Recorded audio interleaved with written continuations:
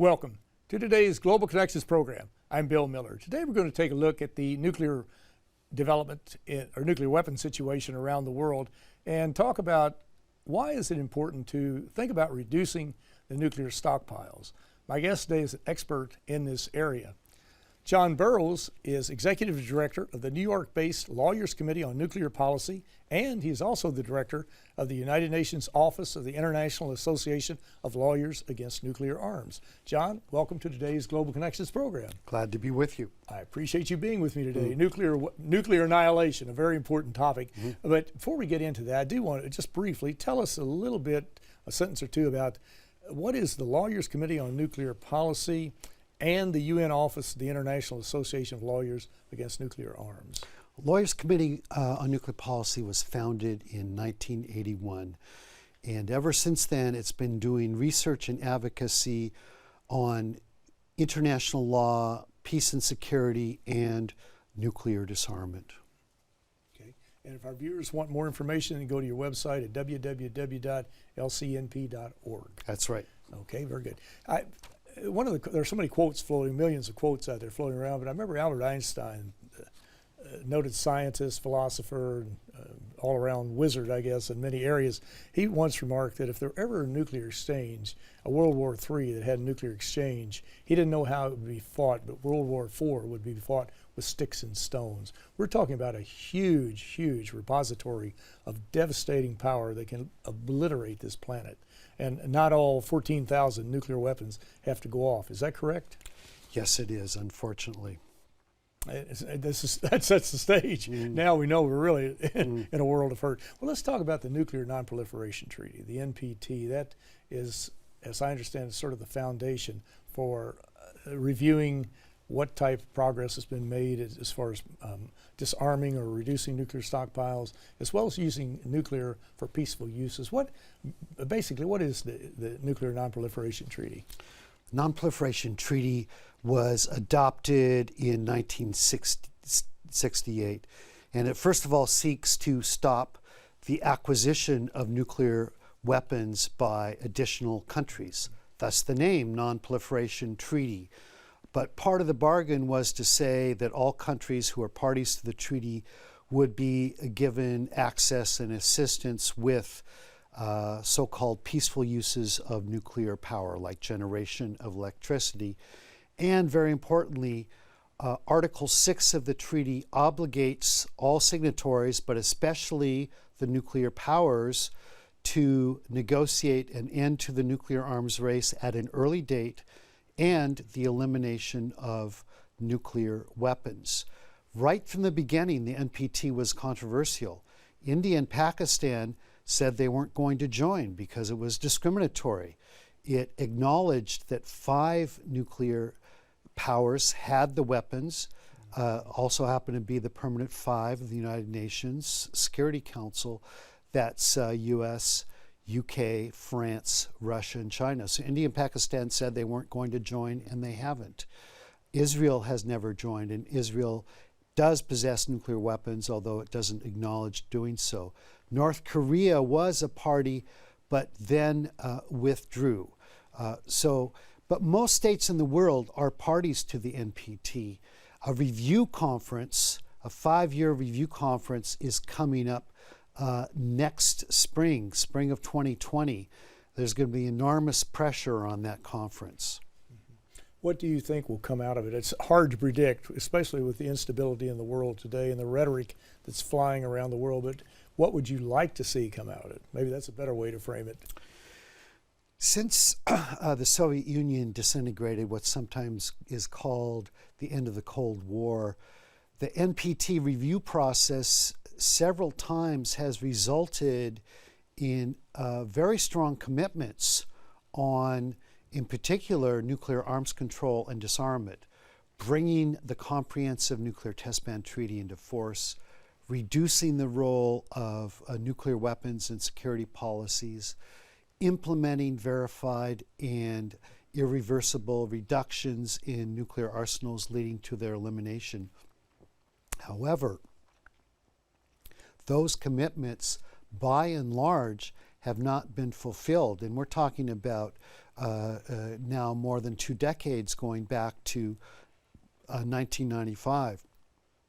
So coming up to the 2020 review conference, there's going to be, and there is, a lot of disappointment, resentment, anger about the failure of the nuclear powers to fulfill those commitments.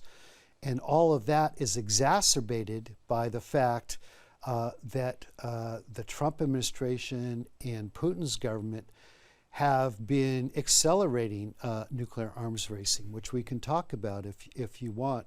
So it's very unclear that there will be a positive outcome to the review conference. Perhaps it won't produce an agreed document. One thing we could hope for is that the U.S. and Russia will feel the pressure in the coming few months remaining and strike an agreement on nuclear arms control. You mentioned about the nuclear arms race. This might be a good time to bring it in because so many of the experts now are saying that Russia and the United States, the two largest holders of nuclear weapons, are looking at refurbishing their antiquated nuclear weapon infrastructure. I mean, we're talking of computers going back, I guess, to the 70s or whatever, and they're using floppy disks or whatever the case might be. But they're talking about investing trillions of dollars into this type of system. Why is this, does it seem like it's not such a great idea when you have so many other needs in the world, infrastructure needs in the United States and in Russia? The United States has a $22 trillion budget deficit right now. Russia has a minuscule economy to start off with. Is there any advantage to refurbishing this antiquated nuclear weapon system, or should we look at downsizing it with the hopes of down the road maybe wiping it out if you have certain guarantees in the future? Bill, I think your question sort of answers itself. Took care of that, didn't it? But there, as I said, there have been some disturbing developments. In March of 2018, Putin gave a speech in which he talked about a nuclear-powered cruise missile, a underwater drone that could carry what he called massive nuclear ordnance to devastate a harbor city, a multiple warhead missile with virtually unlimited range, hypersonic vehicles. Well, why is Russia engaging or pretending to engage at least in this nuclear arms racing? As you say, their economy is nowhere near the size of the United States. Their military budget is maybe something like 1/10 of the size of the U.S. military budget.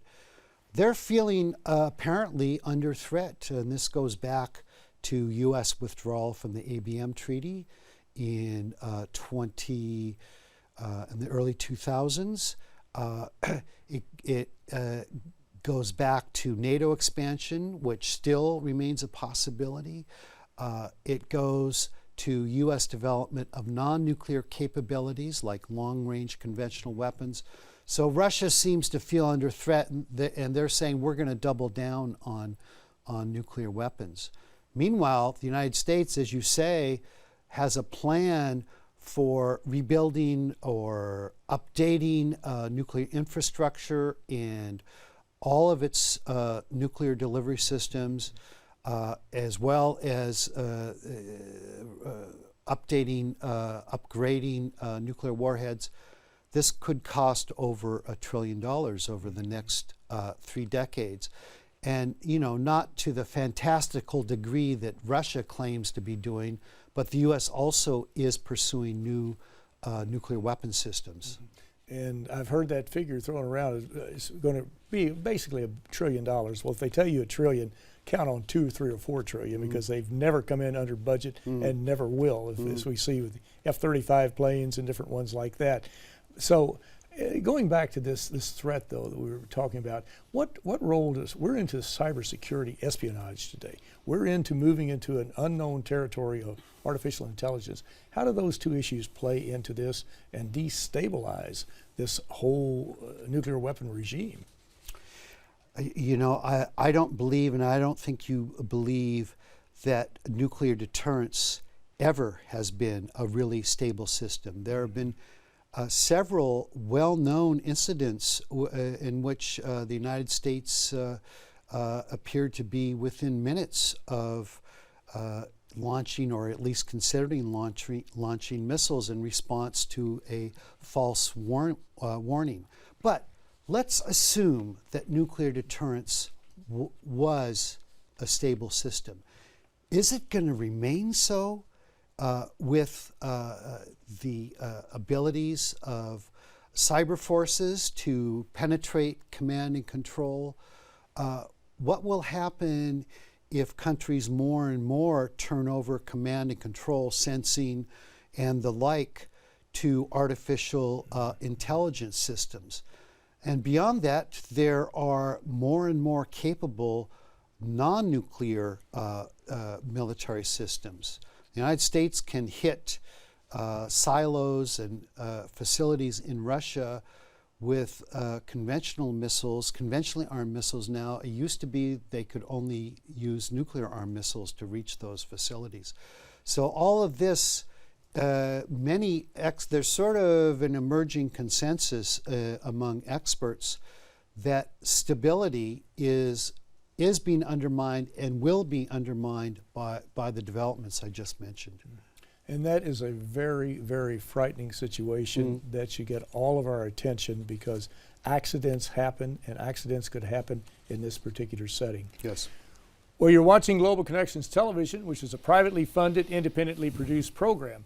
The opinions expressed on Global Connections are solely those of the moderator and his guest.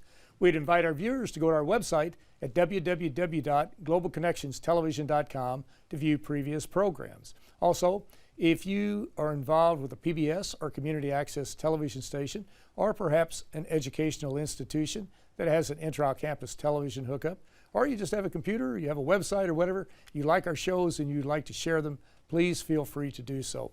Global Connections Television is provided at no cost as a public service to help us better understand international issues. Today we're taking a look at the threat of nuclear weapons and what can be done to reduce that threat and to really to make the world a safer place. My guest today is John Burroughs. John Burroughs is the Executive Director of the New York-based Lawyers Committee on Nuclear Policy and the Director of the United Nations Office of the International Association of Lawyers Against Nuclear Arms. John, we're talking about this broad range. We could take any one topic and drill down and spend 3 or 4 hours, 3 or 4 days on them.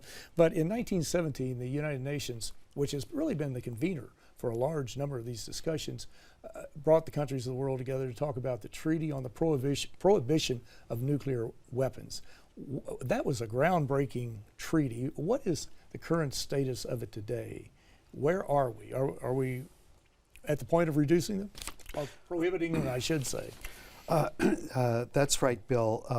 2 years ago, roughly, in 2017, just down the hall from us, 122 countries completed negotiations on the treaty to prohibit nuclear weapons and adopted the treaty.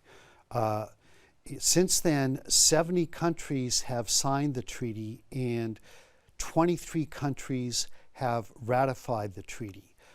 It requires 50 countries to ratify it for it to become legally effective, to come into force, as the legal phrase goes.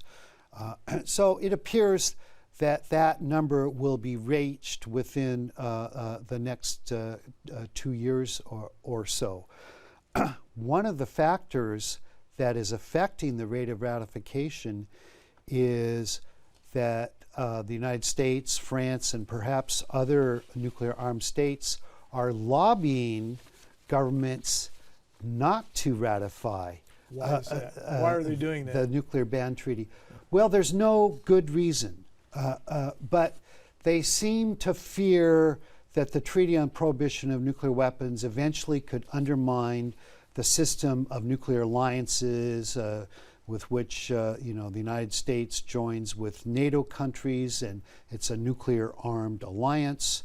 The U.S. has nuclear alliances with, for example, South Korea, Japan, Australia. So there seems to be concern that eventually countries in those nuclear alliances, where a lot of the population is very strongly anti-nuclear, could say, we're done with nuclear alliances, we want to join the Treaty on Prohibition of Nuclear Weapons. Generally, I think that the world's most powerful states don't like having the narrative in the game set by other countries. But these are not good reasons. Nonetheless, it's happening. It seems to have slowed down the rate of ratification. Mm-hmm. I mentioned earlier about Einstein, Dr. Einstein's prediction that if you fought World War III with nuclear weapons, you'd fight World War IV with sticks and stones because we'd be decimated. Of these 14,000 or so nuclear weapons we have out there, really, if you look at the firepower of Hiroshima and Nagasaki in 1945, these just totally eclipse that. That's like a match being struck almost. But how many, or what, I guess, what type of weapon or how much firepower would have to be used to really create a nuclear winter, to create a large decimation or loss of life on planet Earth? We don't need 14,000 weapons to do that.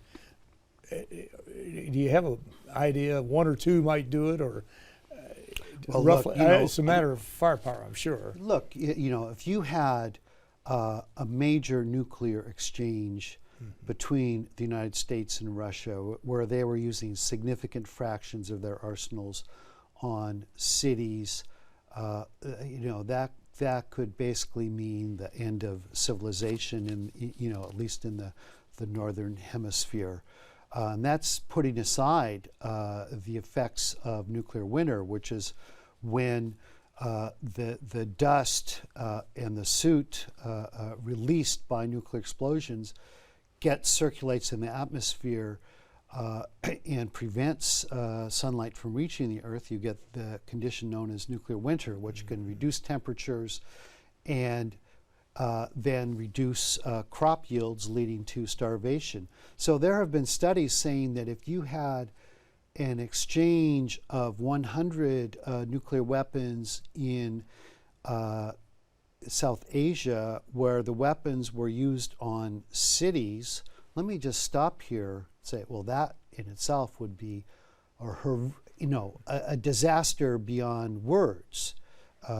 But if that happened, then these studies show you'd get enough soot released where you'd be looking at a very significant nuclear winter.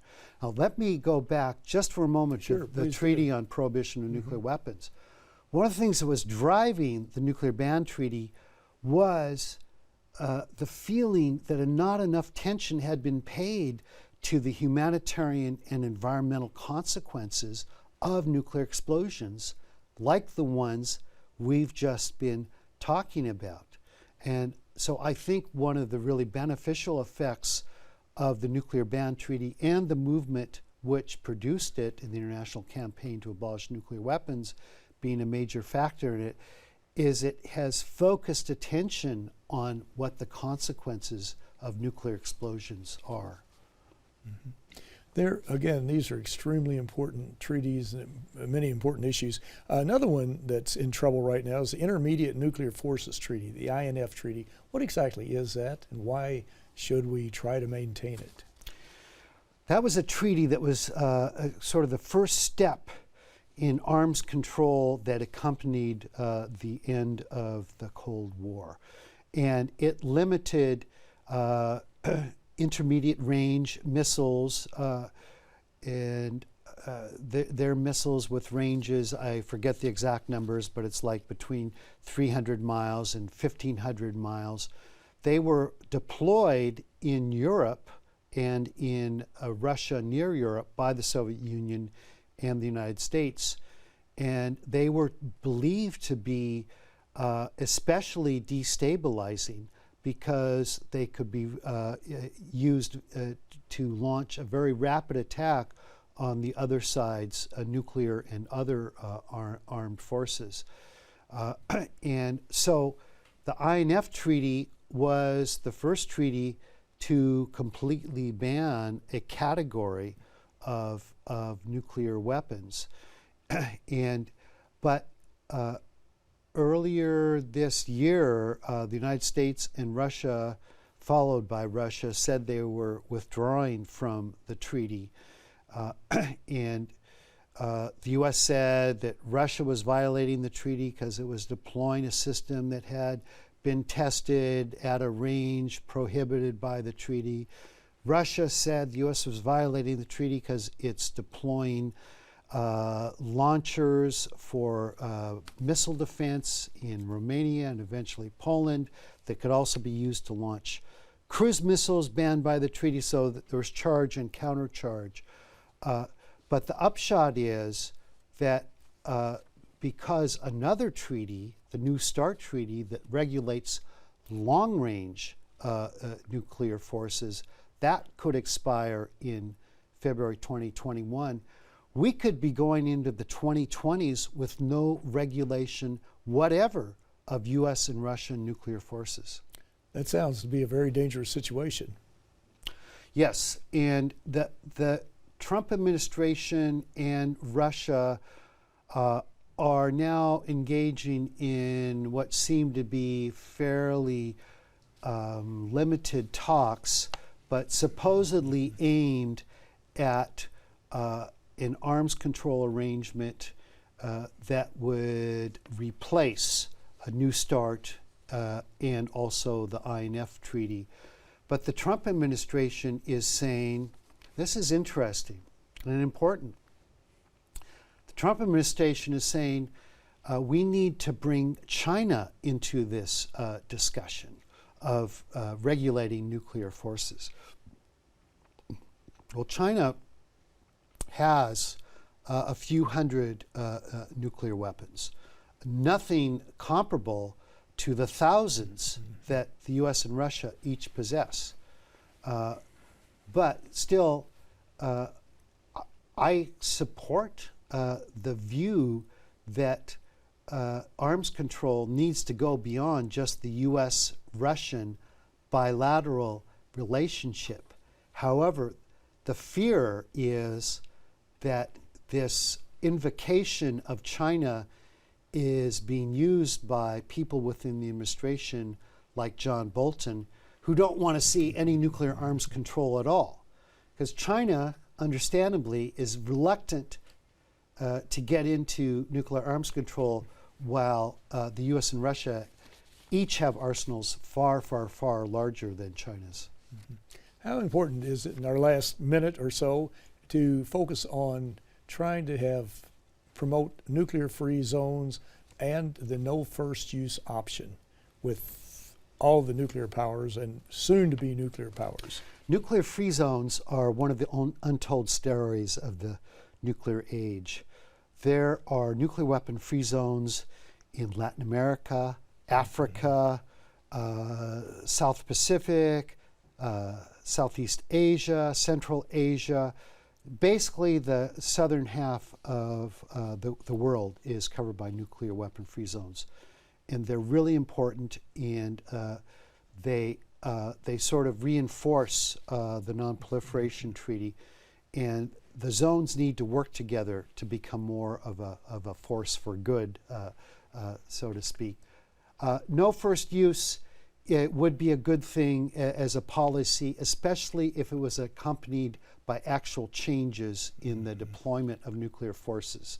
We'll discuss that on another show. We'll have to pick it up on the next show, but this is so important, and of course we look at this as an immediate threat to everybody, all 7.8 billion people, along with climate change. We have our work cut out for us, and we need to move forward. But John Burroughs, I want to thank you so very much for a very interesting and a very informative program. Glad to be with you. Thank you. I'm Bill Miller. Thank you for joining us today on Global Connections Television.